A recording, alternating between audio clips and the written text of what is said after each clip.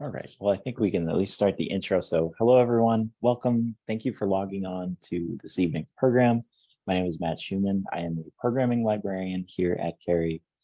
Before we begin, if you have any questions or comments for our speaker, please submit them via the Q&A and we will address them at the end. And this program is also made possible by the generous donors to the Carey Library Foundation and in partnership with Lex Pride, Somerville Public Library, and Tewksbury Public Library. Speaking this evening is Kimberly Zieselman, author of XOXY, a memoir. She is an intersex woman, lawyer, and former executive director of InterAct, Advocates for Intersex Youth, and with more than 25 years of experience in advocacy and nonprofit advocacy, including working as director of government relations at Boston Children's Hospital. She served on the board of InterConnect, the largest intersex support group in the United States, and participated as an expert consultant to the UN Office of the High Commissioner. She is currently contracted with the State Department helping advocacy with intersex human rights. And she's also currently co-producing a film, Common as Red Hair, and regularly consults on intersex media projects and has been quoted and or published in numerous outlets. She grew up in Concord, Massachusetts, and now splits her time living between Washington, D.C. and Manchester, Vermont. So please give a warm welcome to Kimberly. Great, thanks, Matt. Hi, everybody. It's great to be here. I appreciate the invitation. I see some familiar names on the attendee list, which is cool. I actually see other intersex people, which is amazing. Even intersex people joining us from Asia, which is super cool. So I wanted to start this out with a little bit of an explanation and an intersex 101, if you will, which I think for much of our audience will be appropriate. I find when I speak anywhere, even in groups of people, including the LGBTQ plus space, there's always like questions and kind of a lack of clarity around what intersex is. So I'd like to start off by talking about that, and then we'll share a bit of my story, and I plan to interject some passages from my book along the way, and hopefully leave a good 10 to 15 minutes or so at the end for questions and dialogue, and really encourage, any kind of question and dialogue. That's usually the fun part for me. So why don't I just jump in? The term intersex refers to someone who's born with one or more physical sex characteristics, such as genitals, reproductive organs, hormone levels, or chromosomes that don't line up with what is typically considered either a male or female body. Nearly 2% have intersex traits, which is about as common as red hair or green eyes, and more common than identical twins. The estimated number of intersex persons is roughly equal to the population of Japan. And about 1 in 2,000 babies are born with physically apparent genital differences. But a person's intersex status can be discovered later on in childhood, such as in my case, or later on in life. Intersex is not a sexual orientation or even a gender identity, really. It's a congenital physical way of being in the world. Intersex people can have any sexual orientation and gender identity they choose, just like everyone else. That said, intersex is often discussed under the broader LGBTQ plus umbrella, and I think for good reason. We are discriminated against and harmed based on other people's fear of what they perceive to be different or wrong. Intersex phobia, if you will. In our case, it's our non-binary bodies that are considered disordered, not our sexual attraction or our gender identity. In fact, in medicine, we are usually considered to have a disorder of sex development, a label many intersex people wince at. Also, there's no doubt that the medicalization of intersex bodies and the drive to fix them is also rooted in societal homophobia. Things like your daughter may become a lesbian due to her larger than typical size clitoris, or your son might turn out to be gay without hormone replacement therapy or fixing his penis so he doesn't need to sit to pee like a girl. And finally, I just want to point out that being transgender and being intersex are two different things. Trans persons are born with either typical male or female bodies, but experience their gender to be different from the sex their body implies. Whereas an intersex person is born with a combination of physical sex characteristics that don't fully align with either a typical male or a typical female body. Where it gets even more confusing for folks is that a person who identifies as trans may also be intersex.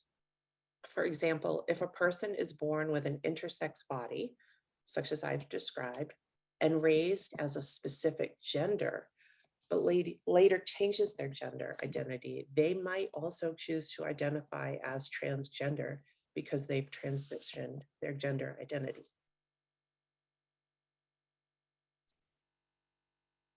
So to talk about the medicalization is really a key issue for the intersex community. There are many ways an intersex person can have an intersex body, and our stories are truly numerous and varied. However, something many intersex people have in common is the experience of medicalization and the attempts to fix our healthy non-binary bodies as children. This practice, sometimes referred to as IGM or intersex genital mutilation, was developed by Dr. John Money in the 1950s under a really outdated notion that if you surgically reassign an infant's body and raised them in the assigned gender, that they would conform and happily live life as the assigned sex and gender. We now know that's not true. It's actually a futile attempt to erase our intersex status. And I say futile because it's impossible to truly erase a person's intersex status. We're born that way, it's who we are, and it's who we were meant to be. And even when a surgeon attempts to normalize or fix or change an intersex baby's body by surgically changing their genitals or removing internal reproductive organs to align more typically to either male or female, that baby grows up to be an intersex person impacted by the medicalization that's been thrust on their perceived imperfect body, conditioned by the secrets and the shame and the stigma that's been put on them by well-meaning other people. That is why, despite not being that rare, nearly 2% of the population, most in society still don't know what intersex is. Understandably, most parents aren't prepared. It's not mentioned in the what to expect when you're expecting books. Understandably, parents are shocked and concerned when their child gets an intersex diagnosis and worry about their well-being and their future. They are extremely vulnerable to the often misguided advice from doctors, particularly pediatric surgeons. Because usually they have not heard about or met an intersex person before, they think of it as a birth defect or a disorder versus a natural variation of sex and bodies. You don't often, if ever, read about intersex in books. Please don't get me going on Middlesex, written by a non-intersex person who sensationalized and hypersexualized his intersex main character. You don't see us in TV shows or movies. There are hardly any out intersex celebrities due to the shame and the stigma imposed on us by society and the harmful medical interventions. Most of us remain hidden, invisible, but happily that is changing. Intersex stories really need to be told in order to change hearts and minds of decision makers like parents and doctors who are imposing these irreversible and medically unnecessary surgeries and hormone treatments on infants that are too young to consent. These medical interventions can often be done later in life if the intersex person themselves wants it. It's really all about bodily autonomy and consent. There is now decades of anecdotal and some quantitative evidence that these irreversible procedures do way more harm than good, resulting in serious mental and physical challenges for the intersex person and often damaging family relationships in the process. That's why I wrote my memoir, XOXY. My hope is that by sharing my story, I will raise both awareness and understanding around at least some intersex narratives and maybe change some hearts and minds. So moving on a little bit to my story. And again, there are many different variations of intersex bodies, and my story is just one narrative. When I was born, there was no visible indication that my body was intersex. I was the oldest of two girls, my sister being just 2.5 years younger. And as Matt said, I was raised in Concord, Massachusetts. Page 40. I have always considered myself to be female, but as I got older, definitely felt different. When I was the only one of my friends not to get her period, my mom told me that I was just a late bloomer. Also, girls who are active sometimes get their periods late. But Tara got hers already, I said, a couple of years ago, and she works out as if it was going out of style. Menstruation wasn't the only difference, but I couldn't totally pinpoint what separated me from all the girls I knew. The only notable physical difference was my lack of pubic hair. In the gym locker room or at sleepovers, I made great efforts to hide this fact from the other girls. I felt ashamed. I wanted to look like all the other girls. At least I had developed breasts and grown hips. I was sure that meant my period would be coming in any minute. But instead, I was a bystander as Nancy and Lenore complained about the time of the month and doubled over in cramps and were upset that their parents wouldn't let them stay home from school. I guess at least I didn't have to deal with that yet, I conceded to myself. Though I was disappointed. What they were experiencing was alien to me. My parents eventually took me to the doctors at Mass General Hospital in Boston. And just as school was getting out for summer, they sat me down and told me what the doctors had told them. There's no easy way to say it, my mom said. You were born with partially formed female reproductive organs. The doctors say they could become cancerous if they aren't surgically removed, and soon. It's a procedure called hysterectomy. All I heard in that moment was cancer. I could have cancer? My thoughts flashed like lightning. I could get cancer and die. Would it be soon? What if they take out everything and I still get cancer? Did they know for sure that I don't already have cancer? Hysterectomy, removing all my reproductive organs. Then it hit me. If I didn't have reproductive organs, I would never have biological children. I would never get pregnant. Who was going to want to marry me? I blurted out with tears streaming down my cheeks. Someone who loves you, for you, my mother replied. I don't know if she had already planned what to say or not, but it came out so readily that at that time I thought it must be the truth. And though it was the perfect thing to say in the moment, she unfortunately followed up with, don't feel sorry for yourself. You have so much to be thankful for. Remember, it could be much worse. It's not like you're losing an arm or an eye. My mom was giving her typical stoic New England waspy tough love again. She meant well, but what I heard was grieving the loss of fertility and feeling sorry for yourself is not acceptable and will not be tolerated. I had to be a good girl in that moment. I began the process of burying my emotions. Bury the anguish of my heart, bury the fact that I had taken for granted I would one day have biological children. Now I had to reconcile myself to that fact before I even had a chance to process that I wouldn't, and that the reason was something beyond my control. That summer, I had major surgery. The worst parts were the frequent visits from the doctors. Most of these were residents, young doctors in training, usually 2 to 5 at a time, and almost all of them men. They proceeded with awkward enthusiasm to lift my bed sheets to examine the surgeon's handiwork, while one of them recited details to the others with terms that made no sense to me.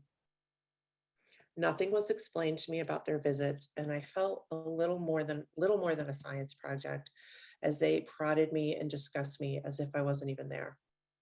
For a teenager already self-conscious about her surgery and burying any ancillary trauma, this was heartbreaking. I went to college and then law school and met my husband of 30 years. We had arguments in the early days of our courtship and marriage, probably not unlike other couples, I suppose. Page 80.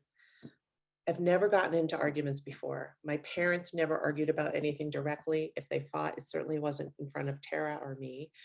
Also, I had the great emotional excavator with which I could dig enormous holes to bury my feelings. It was so much easier to do that than to ever engage in conflict.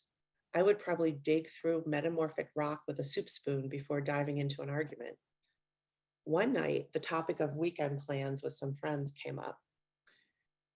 He was upset because I had made plans that didn't include him, and he assumed that we'd be doing something together that upcoming Saturday night. I didn't know what to say as his agitation and voice both rose, but I didn't like it. Freaking calm down, I said. Then there was a feeling. My head pounded from my blood rush of anxiety, and then there was a dark, murky dread that settled inside of me. I was sort of tired and fuzzy and upset. There was only that feeling. Please don't walk away from me like that. What? I looked up at my husband, Stephen. I was in another room, but I don't remember getting here. I had the awful feeling that I was just in a fight. I was grinding my teeth and sweating, but I couldn't remember about what. He registered my confusion and shock and said, "What is it?" I said, I can't remember. Wait, what were you just saying? Well, you were just explaining how I was an unreasonable jerk and should calm down. What? I never said that. Was I talking at all? You sure did, but I don't remember anything. I couldn't remember a thing other than feeling the anger, and I started shaking. This pattern would be repeated during an argument. I would forget what we were arguing about, leave the room and retreat.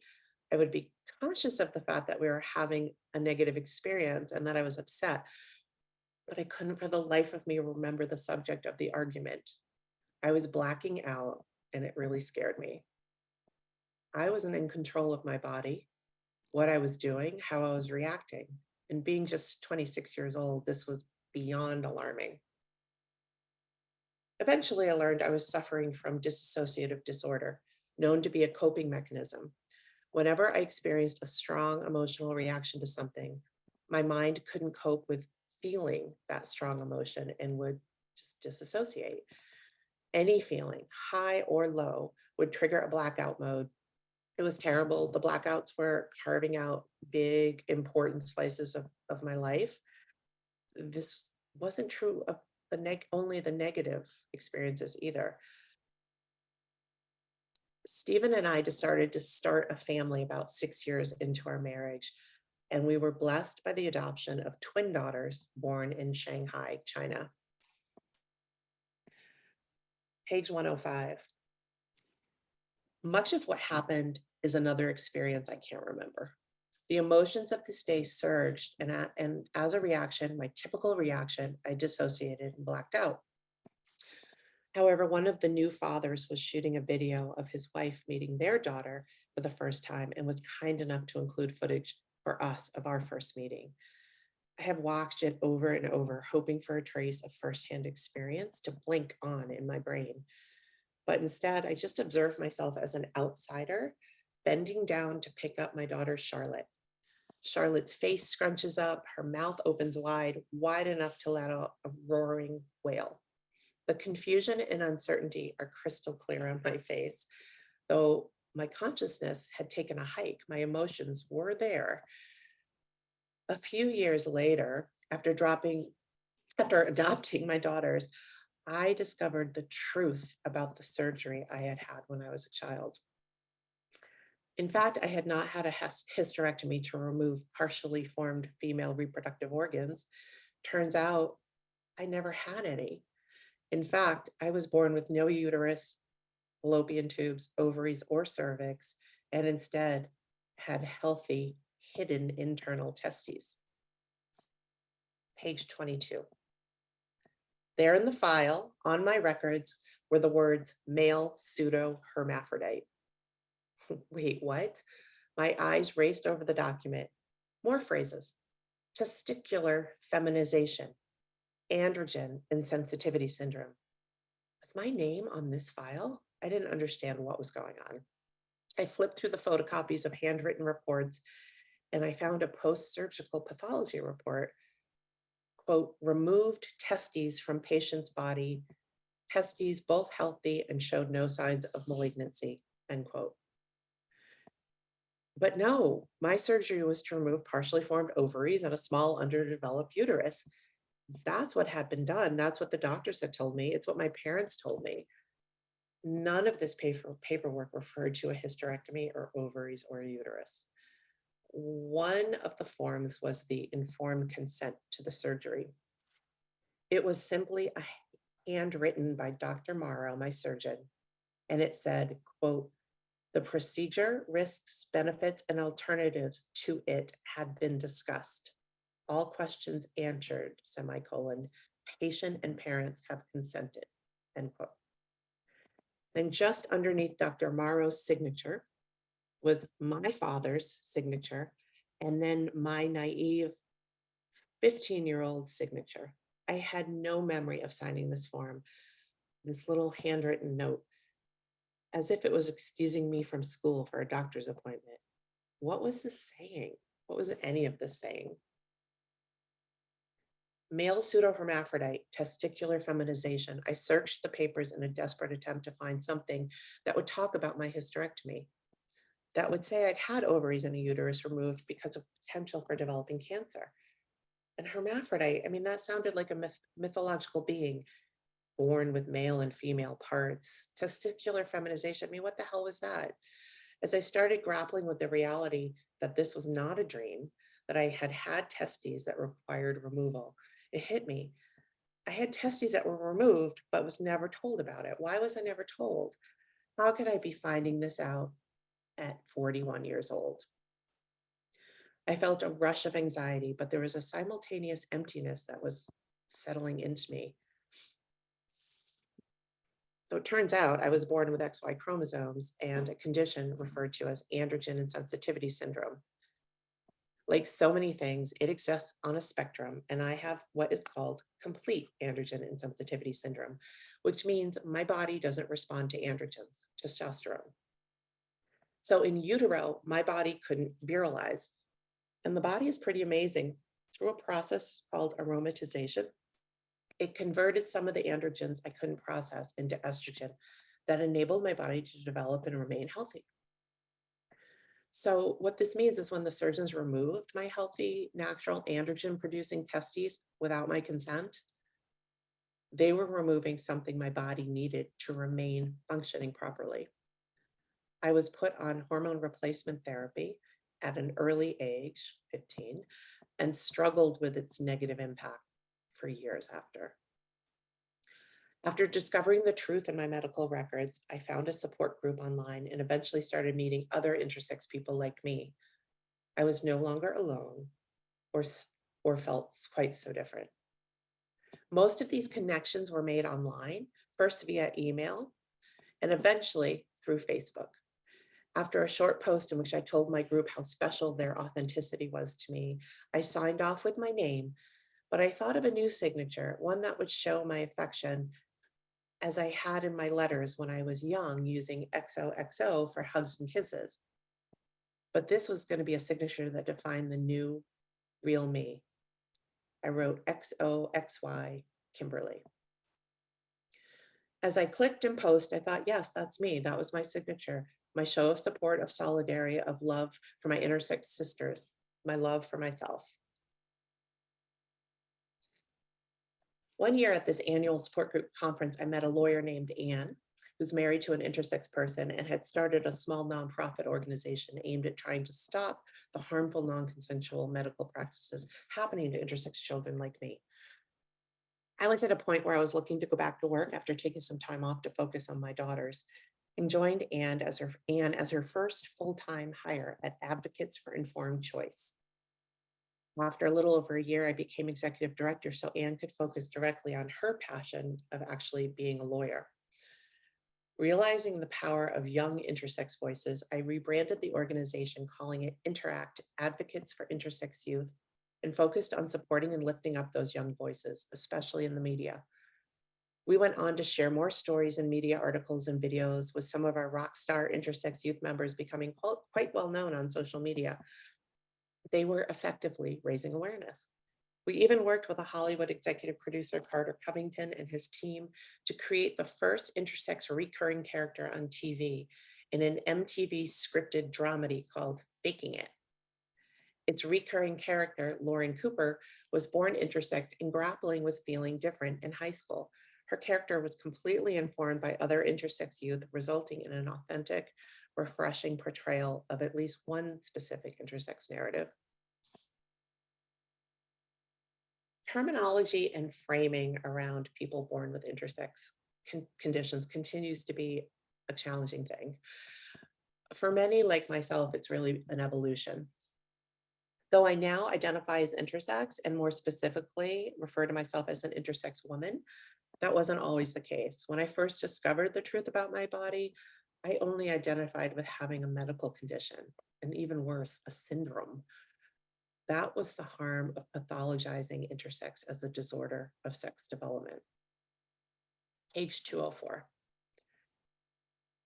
Today, there are still a great number of people who are by definition intersex, born with one or more physical sex characteristics that don't match up with what is typically described as either a male or a female body, but who refuse to use the term intersex, preferring difference of sex development or another alternative.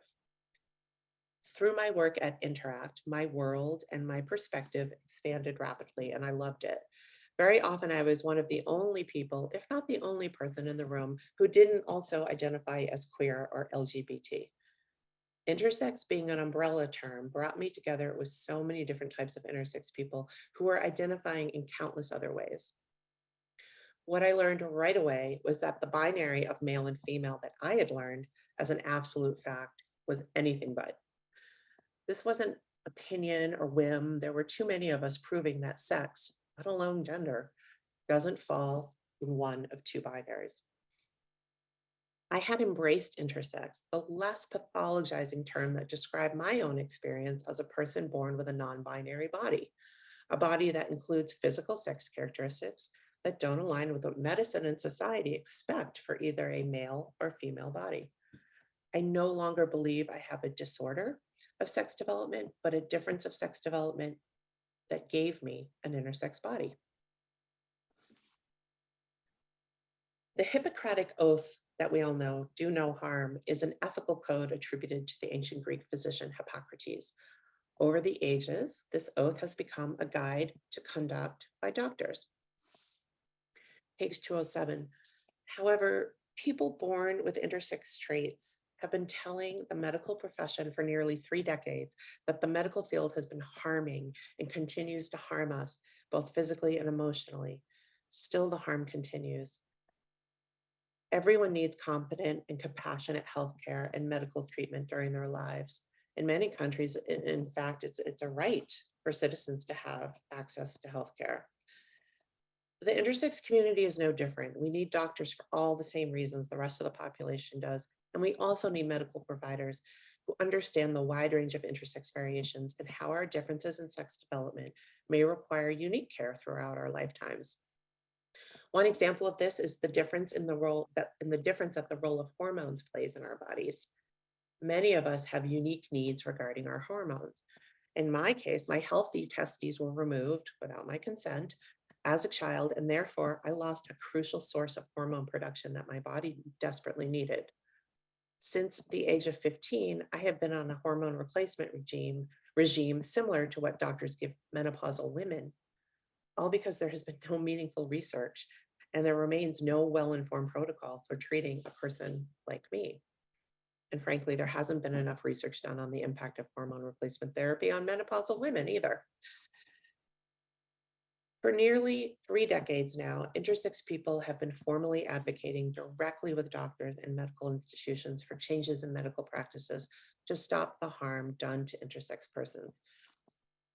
Together, we continue to push for change in medical practice, and we're trying to do so from every angle. We've sued doctors, we've sued hospitals, we've developed research reports, we've raised awareness in media and began filing legislation. The movement to change policies to protect intersex children is in fact also a global human rights movement that is not going to stop until intersex persons are given the bodily autonomy and respect they deserve. Medically unnecessary surgeries on intersex children have been condemned by the United Nations and every other human rights organization to look at the issue.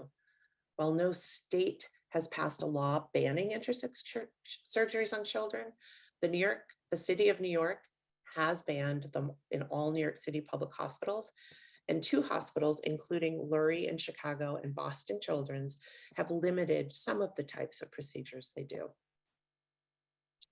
Last year, during a Pride celebration at the White House, I actually witnessed a US president utter the word intersex for the first time in history, including it in a group of marginalized persons in need of protection from harm and discrimination.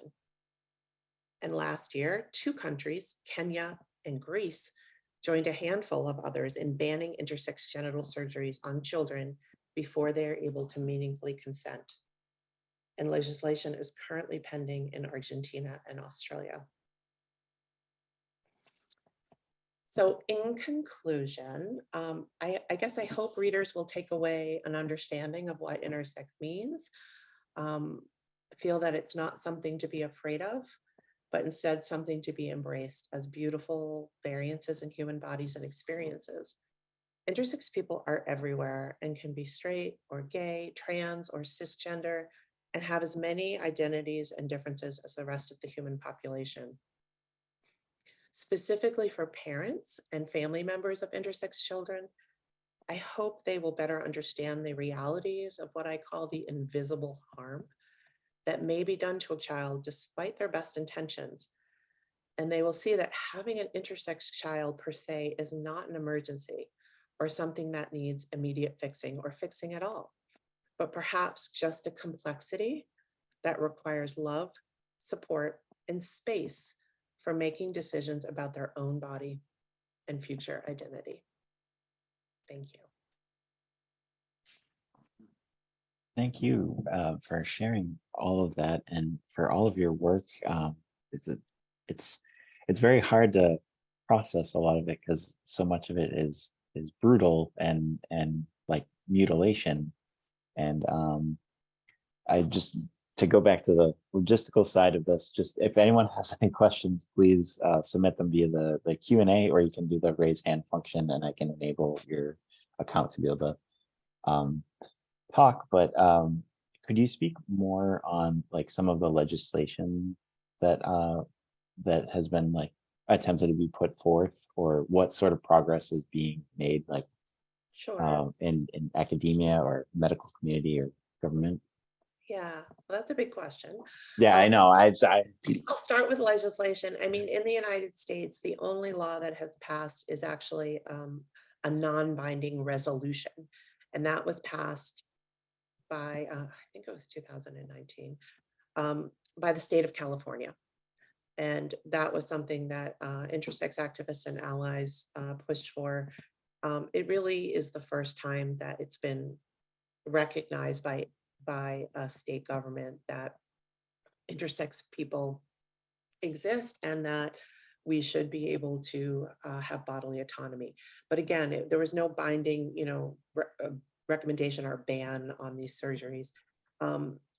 Activists, including myself and others, attempted to file additional legislation afterwards in California that unfortunately never went anywhere, more directly banning these surgeries, at least until a certain age.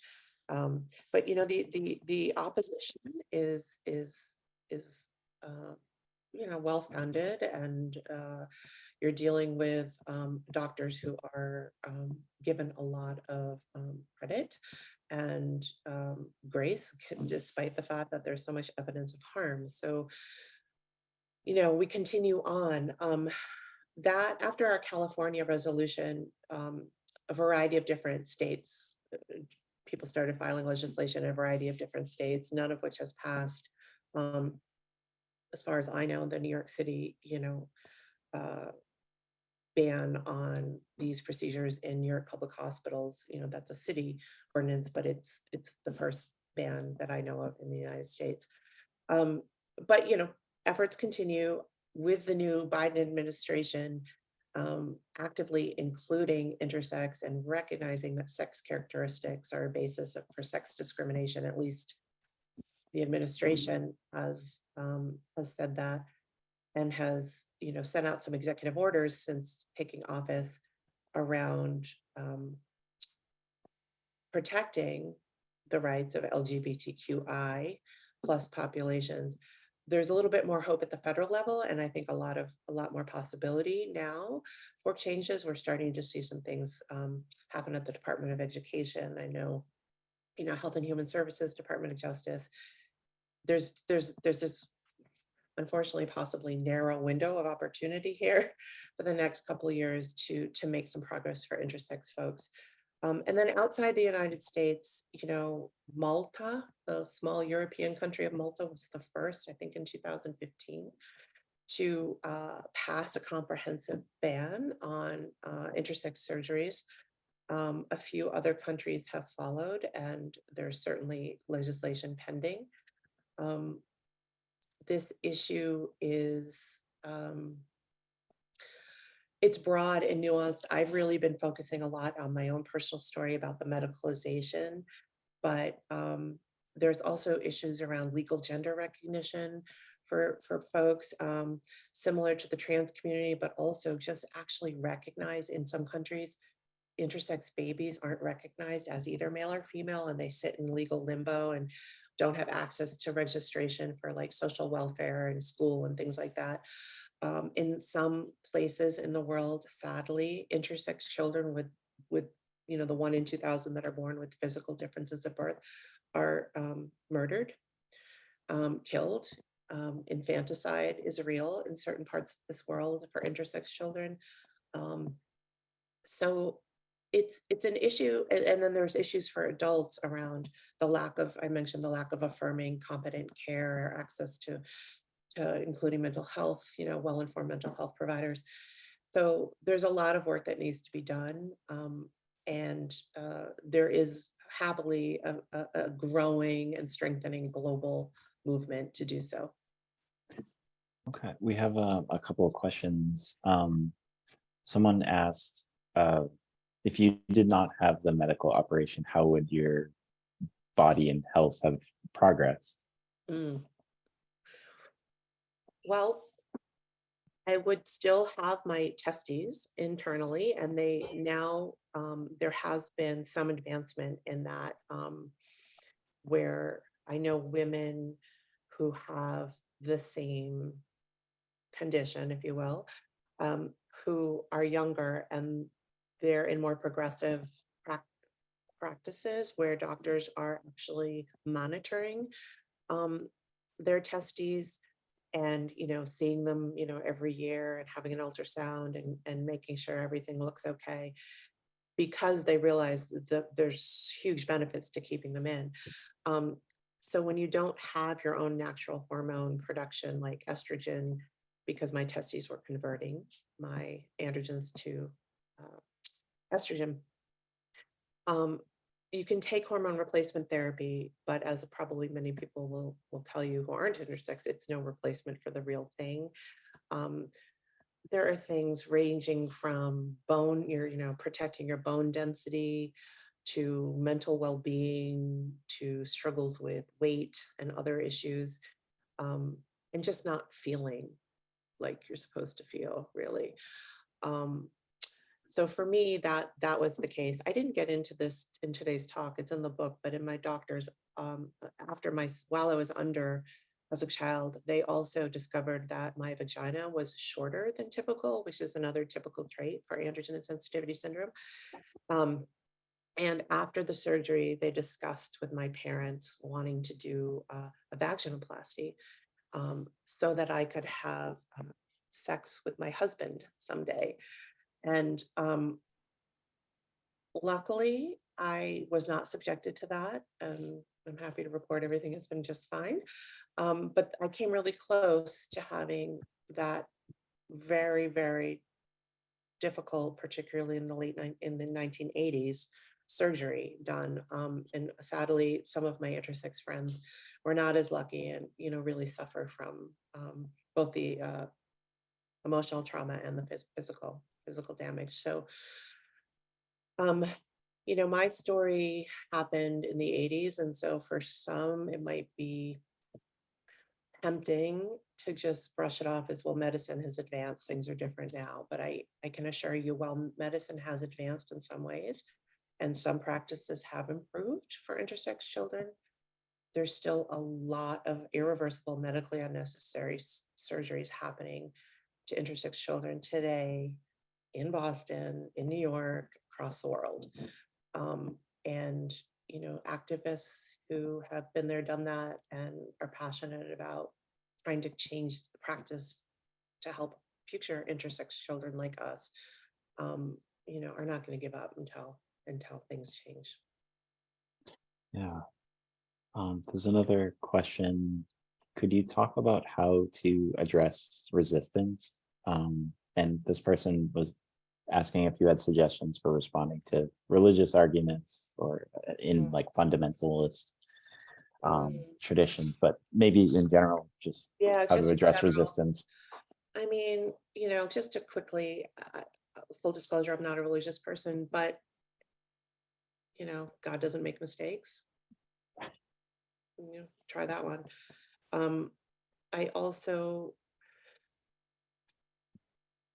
I think a lot of the pushback,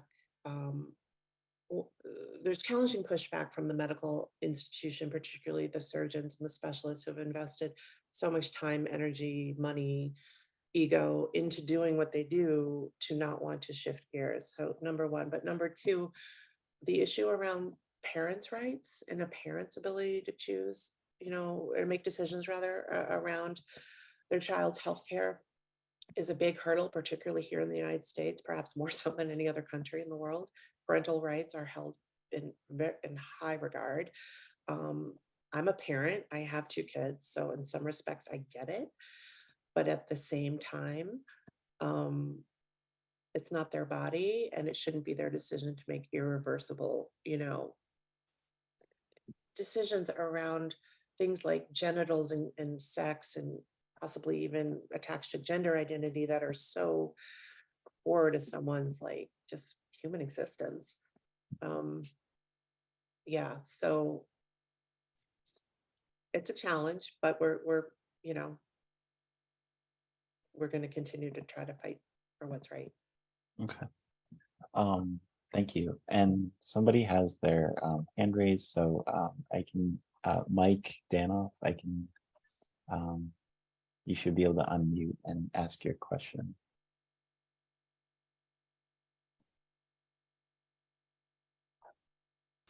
Mike, are you available? Perhaps it was an accidental click of the button. All right, well, I will, let's see. There's a, let's see. Oh, okay. I think he typed his question, but how do you feel about the insensitive response the Mass General Hospital gave you in answering their letter? You read my book. I feel really frustrated, and particularly because I was very direct in saying, I'm a lawyer, so I know what lawyers are going to think, and I know how I've worked at a hospital, so I know how the hospital's going to think, and they're going to think about their liability, sadly, first and foremost. And I put it, first of all, the statute of limitations had long passed when I wrote this letter. I wouldn't have been able to sue. Secondly, I said that right out front. It was like, this is not about wanting to change things for me. I'm just simply would like an apology, number one, and for me, that was really it for me. And number two, want you to help me understand how you're doing better for intersex children today. Let's talk about that. And it was very frustrating to get bounced twice, back with, the first time was just sort of, we can't help you, sorry, happened a long time ago. We can't help you. And when I pushed hard, it was like, I think you need to go find help elsewhere. It was just sort of like, get away. It was really, really upsetting. Um, but not totally surprising. And I don't think it would have been much different at other hospitals either. So I don't think this is just a Mass General thing. Yeah. And by the way, Um, this was before Mass General had the Mass General Hospital for Children.